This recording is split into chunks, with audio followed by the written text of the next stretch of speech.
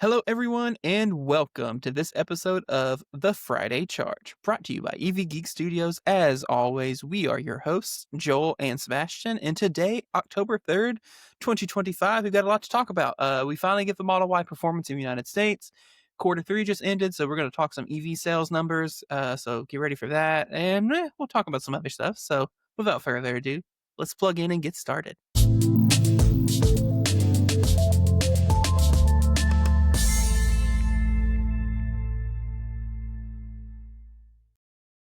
All right, first story of the night. Let's talk about it. This happened Wednesday. Yeah. Tesla has revealed... Nope. It happened Tuesday. Golly, I'm off. Tuesday reveals the new Model Y performance for the U.S. market. So after showing it off for, over a month ago for the European market, this week Tesla launched the performance trim of the new Model Y for the U.S. market. Here's some quick and dirty specs. EPA estimated range of 308 miles. 0 to 60 in 3.3 seconds. A slightly different front and rear fascia and spoiler. 21-inch arachnid wheels are standard. It has adaptive suspension. And Tesla claims it has a, quote, higher density battery cells that enable faster charging, but they will not say any numbers. So take that for what it is. Here's the part that's really weird to me. Tesla announced and listed this car literally hours before the federal tax credit was set to expire. Like less than 12 hours, maybe 12 hours. The list price of a vehicle is $57,500, which is a weirdly specific number. So a handful of lucky individuals were able to get one at $50,000 flat, but it gets weirder. The Tesla website wouldn't let you order one unless you were paying cash. Because that's how everyone buys cars. Because I have a feeling Tesla was afraid, I guess, it couldn't process finance paperwork fast enough to get the tax credit. Yep. So that was weird as well. And yeah, if you announced it over a month ago for Europe, why did you wait until the absolute last minute? I don't know. They don't want people taking the tax credit on it. That's why. I guess they want to. Yeah, I don't know. Anyway, also interesting to me, the Model Y performance is launching with vehicle-to-load, vehicle-to-home capability. For now, it will only work with Tesla's mobile connector with the weird outlet adapter. But Tesla does state the vehicle is capable of exporting up to 11.5 kilowatts of power. And this raises a couple questions for me. Is the new Model Y performance using a different onboard charger than the other versions of the same 2026 redesigned Model Y? Surely not, right? Would it be using the same as the Cybertruck or not? I don't know. Because, then you Cybertruck, you run into like high voltage, low voltage, other weirdness. I don't know. This is just weird to me because it's like, why is it only Model Y performance? Yeah. Why wouldn't you do that all the way across Model Y? Maybe they will when the calendar year starts in January.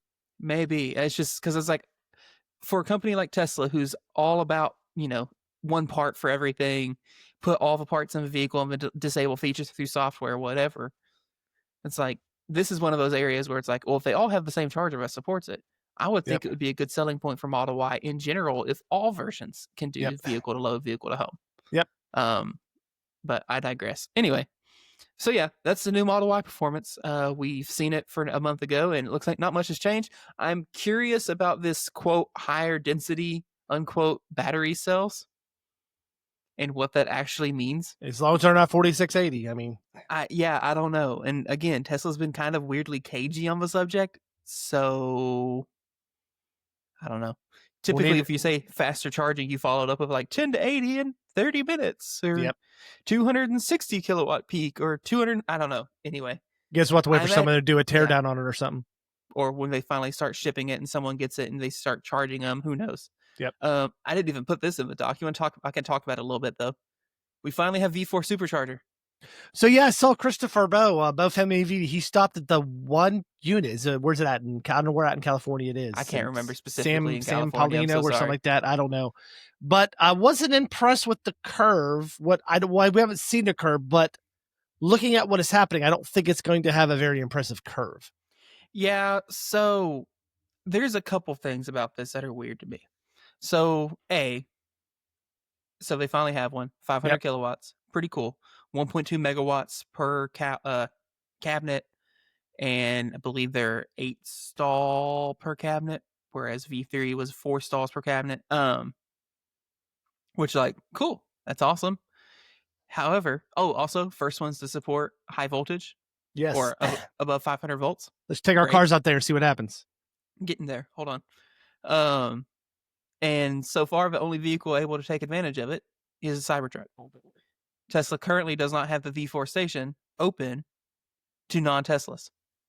Because they say it needs, quote, more validation. Which you would think, as long as it's taken them to get the V4 superchargers out, you would think they would have had plenty of time to test it on other EVs. Yep. So you can't help but scratch your head and wonder, what does that actually mean? But, so the Cybertruck's the only one that can take advantage of it. And I'm not saying Tesla can't fix this, or they won't change it in software like they already have a couple times. So the Cybertruck only pulls, from what I've seen, 500 kilowatts if you plug in at 0%. So not plugging in at 10 or 15? Tesla claims 0 to 80% is 35 minutes, which is a fairly respectable number. I believe that's faster than any other electric pickup truck. However, by energy density, that's still not amazing, because that's, what is that? Hold on, 123 kilowatt hours. Sebastian's doing math. 80%. So that's... Math is tricky. No, my calculator just did something weird. It added units. I wasn't expecting that. Got them fancy so 98.4 kilowatt hours. Which, like, yeah, that's great in 30 minutes to do almost 100 kilowatt hours. But you think about it, a Silverado EV with a gigantic battery pack does 10 to 80, which I know is not 0 to 80, 10 to 80, in 40 minutes, 45 minutes. Yep. And 70% of More a math. 220-ish kilowatt hour battery pack times 0.7, that's 154 kilowatt hours. So probably not going to see an impressive curve on this. Anyway, I'm not saying they can't fix it either. I just want to make it very clear. But so far, it looks like it at 0%, it's doing 500 kilowatts. At 1%, it's already starting to taper, and by 5%, it's already under 400 kilowatts. And from there, the curve looks pretty much unchanged from what it was doing before the V4 superchargers. So it looks like a typical Tesla charging curve. Well, I'm sure, and I'm sure they're probably being cautious. I mean, they may improve it with software updates and I would things love like that. To see that, because ultimately it is impressive. This is the first vehicle that is being sold in the U.S. market that can, on paper, pull more than 400 kilowatts. Like, that's great. However, if it's only to 5% state of charge, that's, I mean, again, it's on paper. It's not, there's no real world benefit to that. You shave, what, 10 seconds, 20 seconds? You'd be better charging at 350 and have a nicer, better curve. So anyway, but kudos to them. There's finally one open after God knows how long of talking about and teasing and saying that it's coming and whatever else. They finally rolled one out. Hopefully they don't continue to take years between opening stations. So, quick question: the ones that are the V4 cabinets but have the V3.5, I guess, software, are those going to be available to be pushed out as V4, or will they have to have major upgrades? No, so to it's not a software thing. Those are V4 dispensers that are still being paired to V3 cabinets. Okay, gotcha. So the cabinets are what's actually doing the charging and the power conversion and all that. So they'd have to replace the cabinets to get the V4. Gotcha. Okay. Right. And I don't see them doing that, at least not anytime soon. We still have V2 superchargers out there. So one in Little Rock, baby. There's still in some areas the V1, the 62 kilowatt and all that. So yeah, I think it'll be a while before we start seeing Tesla actually rip out stations and replacing with new hardware. Now, I'm not saying they won't expand. I believe it was Little Rock. They're saying they're planning to expand Little Rock. They filed permits and everything to add additional posts. I think they're going to add V3 posts to the one in Little Rock. So it'll be a weird V2, V3 mix station. But Tesla's done that before. Yeah, my guess is once a Buc-ee's is done, they will upgrade those. That's what I'm guessing. Yeah. Because you don't want to have one out right there if you're traveling north and south. So I believe Let's see if I'm right. If I am, you owe me a Taco Bell. Okay, sounds good. Yep. Perfect. On the business card, of course. Mm-hmm. Business will pay for it, so yeah, you could buy me a slushie on your own money. All right, moving on. Joel, you want to hear me say a lot more numbers? Yes, I was going to You got pull your up. notepad? I took some notes already on this to ask questions, but I was going to try to pull up the cars when you talked about the numbers, but yeah, that's not happening. So y'all get to listen to Sebastian talk for a few minutes here. It's a new quarter, which means the previous quarter sales numbers are starting to trickle out. So we're going to rapid fire through kind of what we know so far, starting with Kia. So far in 2025, Kia has moved 12,448 EV9s and 11,077 EV6s. The EV9 is down from the same time period in 2024, where they moved 15,970. However, Kia is blaming this on the transition between the 2025 and 2026 model years, which was delayed due to the opening of the new plant. Seems reasonable. Mm-hmm. I'll buy that. Moving on, unless you have questions about Kia. I'll save my questions till the end of the presentation. Okay, moving on. Let's talk about GM. GM had a stellar quarter. They moved 66,500 EVs in quarter three, bringing its total for the year up to 144,668, which is a 105% increase over the same amount of time in 2024. Its bestseller continues to be the Equinox EV, and they moved a little over 25,000 units in quarter three and are now at 52,000 for the year. Oh. The Blazer EV moved a little over 8,000 units in quarter three, which is a year-over-year increase of 36%. They moved 3,900 Silverado EVs in quarter three, with its yearly total now at 6,000. Wait, sorry, I skipped a line. Oh no, 3,900 Silverado EVs were moved in quarter three, with its year-over-year now at a 78% increase. So sorry. Cadillac is doing well. They moved 2,264 Escalade IQs in quarter three, bringing its yearly total to nearly 6,000 units. There's that line. Yep. The Optic is at 4,886 for the quarter and 9,800 for the year. And the Vistic moved just shy of 4,000 units in quarter three, bringing its year to 5,669. Those three models were not available in 2024, which is why there is no year-over-year data. The Lyric moved 7,300 units in quarter three, but its year-over-year numbers are actually down by 18% compared to the same time period for 2024. Moving on. GMC moved 3,374 Sierra EVs in quarter three, with 6,147 sales in 2025, and they've moved 5,246 Hummer EVs in quarter three, bringing its 2025 number to 13,233, which is 48% increase year over year. I left the quarter three 2024 numbers out for the Sierra EV on purpose because it was barely available in quarter three. It had literally just launched towards the end of the quarter, and so they moved like 100 of them. So I was just like, there's no sense in pointing it out. I'm just going to pause real quick. What world do we live in where you sell more Hummers than Sierra EVs? That's all. So let's talk about my notes so far. So that's all my notes. The Hummer is, I'm like 5,200 Hummers more than the Sierra EV. Yeah. That's odd. Unless there has some stupid. Now I know people are getting really good lease deals on the Hummers. Oh, these aren't leases. No. GMC in 2025 so far has moved 6,147 Sierra EVs. They have moved 13,233 Hummers. Yeah, I was just talking about just quarter three alone. That's what's the numbers that impressed me. Now, I guess true. Hummer is two vehicles technically. Yes. There's the pickup and the SUV. You don't see many SUVs though. Yeah. Even then, it's almost double? Over double. Sorry. I know. And That's it's crazy. more expensive, for the most part. More expensive typically. Anyway. And here's another thing that shocked me too. More EV9s than EV6s. That didn't surprise me too much. I mean, because it's just a more expensive car. That's why. We love our 3-row SUVs, man. We do. I have one. My wife loves it. Can't get enough of it. Exactly. And the only thing I noticed was 105% increase for GM. That's pretty impressive. Yeah, that's double. Yep. More than double. Yep. Moving on. Let's go across Detroit now. Yep. Ford had its best EV quarter yet. They moved a little over 30,000 vehicles in quarter three. Ford moved 20,177 Mustang Mach-E's, which is a 30% increase compared to quarter 3 2024.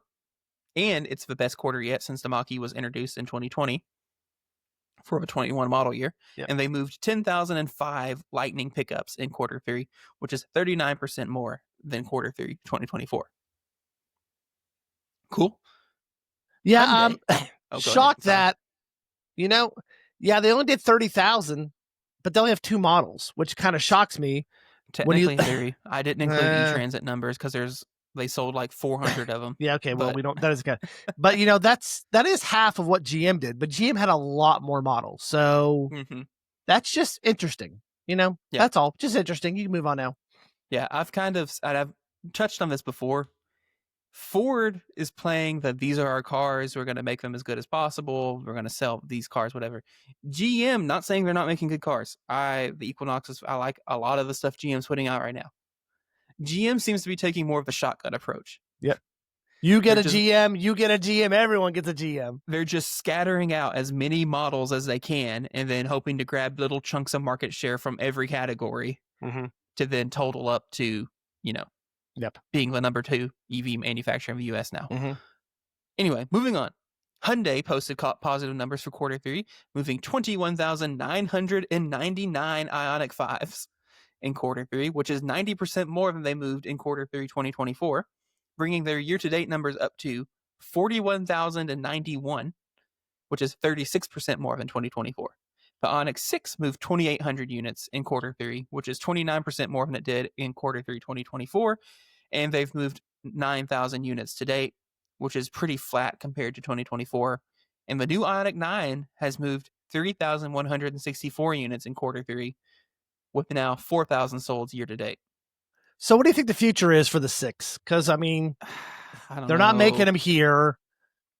I mean, we drove it, but we weren't like, gotta have it. It's fine. It's fine. It's a fine vehicle. I think it's just sedans are not where the American market is, man. Yep. Outside of like Model 3.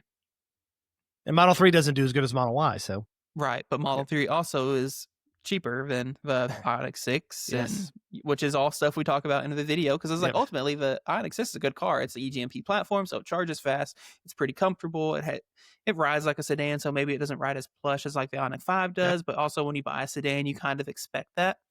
But yeah, it's a weird spot in the market. We'll see. They're supposed to be doing a refresh Ioniq 6. It'll be interesting to see if we actually get it here in the US. Yep. Because I believe it just went on sale in Korea. Yep. Now I believe what about the 6N? Isn't that coming out here soon? I think it also just went on sale in Korea as well. Yep. Gotcha. So yeah, it'll be interesting. I thought it was really interesting that more than half of Hyundai's Ioniq 5 sales came from this quarter. I know. Compared to the rest of the year. Yep. Now, they were slow, I think, getting out the 2025s. Yeah, some of that, yeah. I think there was they just officially started producing them here in the US and tax credits and all that jazz. We'll have more to talk about them later. Yeah.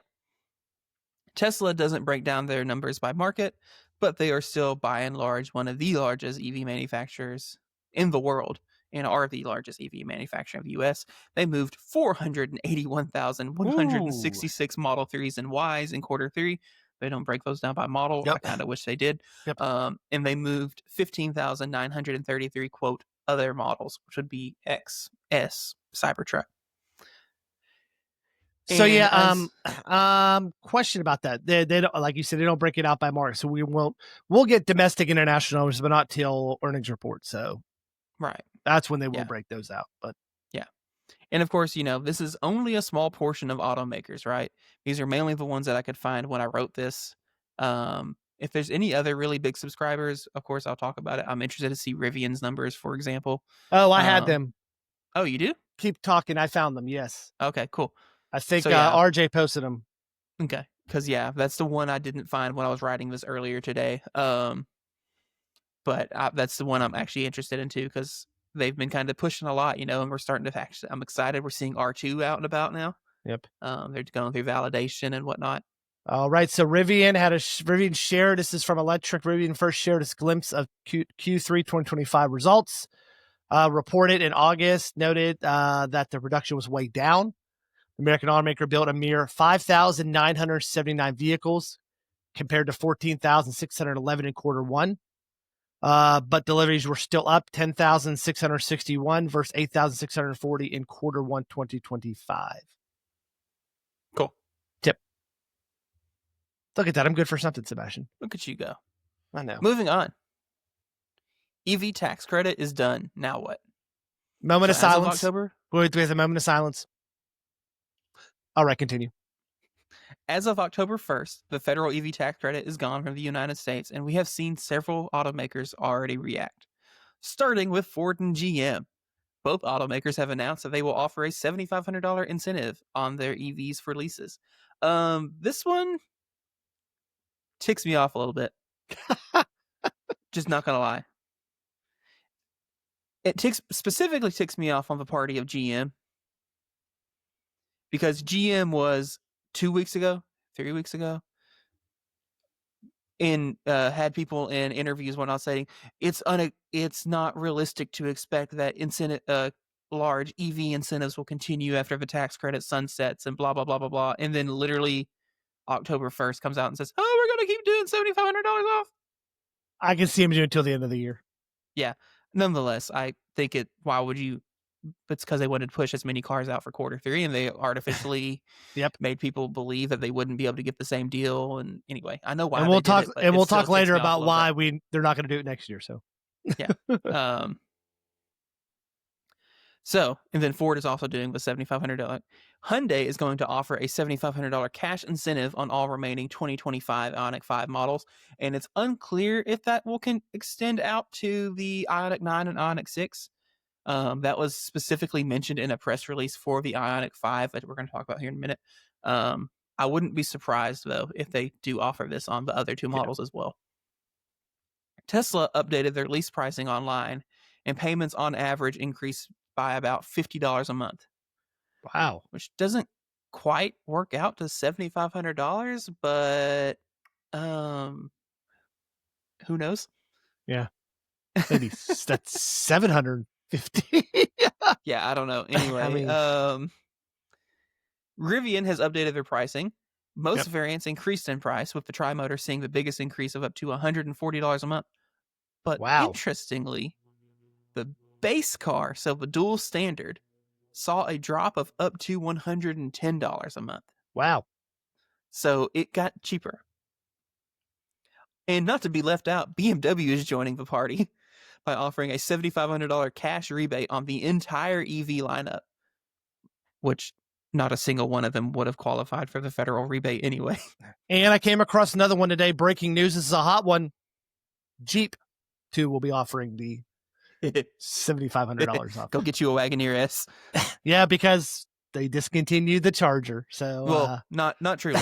They discontinued a trim model that they were planning to build, the Banshee. The Banshee, that's right. Okay. Yeah. I believe the Charger will still be around for at least a little while longer. Yeah, but we'll be having another episode where that won't be around probably. So stay tuned. Stay tuned. So yeah, this is all interesting. I'm sure we'll see more automakers react and start doing other incentives, rebates, whatever. GM will probably keep this through the end of the year, and then who knows what happens next year. And so yeah, it'll be interesting. I'm guaranteeing they're hoping that next year's models they will hopefully figure out some stuff with production with cost to offer them a cheaper, which we will see from Hyundai here in a minute. But that's what I'm hoping, to where you won't get the big rebates. But then you don't. But the nice thing is you don't have to worry about, does my dealer offer it or not. It's right. Yeah. And speaking of Hyundai cutting prices, Hyundai has cut Ioniq 5 pricing. So for 2026, they've announced new pricing, and it's pretty dang good. The base small battery Ioniq 5 will now start at $35,000, which is $7,600 less than the base small battery 2025 model. And that's the smallest discount. The biggest discount is on the SEL trim, which is arguably the most popular trim level, which in rear-wheel drive guys previously started at $49,600, and then for 2026, the same trim is now $39,800, which is $9,800 less. The most expensive Ioniq 5, which is the all-wheel drive limited trim, is now $49K, down from $58K on the 2025 model year. And this is the part that's most impressive to me. These price cuts don't have any real decontenting that I can tell. The only changes that Hyundai currently lists for their 26 model year change on their press room is that all models will now come with a dual voltage EVSE instead of the level 1 charger. And there's some new colors. Yep. Heck yeah. I want more of this from everyone. Yeah. Are you sad you bought one of these, Sebastian? No, I'm good. I bought a used one. So, because ultimately, yeah, I mean, I think yeah. I mean, we have seen them where they are increasing the pricing for certain streaming features. Maybe that's where they're hoping to make up some of this money. I don't know. I mean, what was it like $30 a month? It was but that was specifically for like Netflix, YouTube, yeah, in-car data, which you Which don't is have to have. But that's expensive though. So yeah, but they also now include just Blue Link good for the life of the first, or however long you have the first owner has the car. So you always be able to use the connected navigation.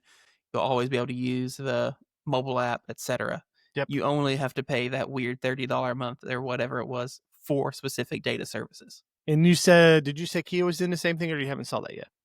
I haven't seen that for Hyundai. That was Kia that you saw that on. Oh yeah. But I imagine it's the same software, so probably. So we pay for the top tier for Kia Access, so. Well, I thought it was included on the EV9. Not the 6 though. Oh, gotcha. Yep. Get your cars right, Sebastian. I'm sorry. You're usually the one that messes them up. I know. So yeah, that's all I really have for tonight. Throw a bunch of numbers at you real quick, but that's about it. We didn't drive anything last weekend. No, we took a weekend off, didn't we?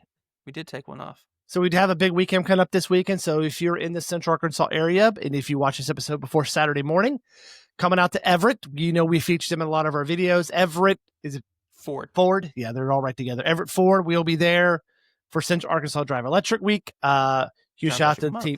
South Electric Month, sorry. It used to be Drive Electric. Yeah, buddy. It used to be Drive Electric. We're getting at the end of the month, aren't we? We are. Beginning of the month. Yeah.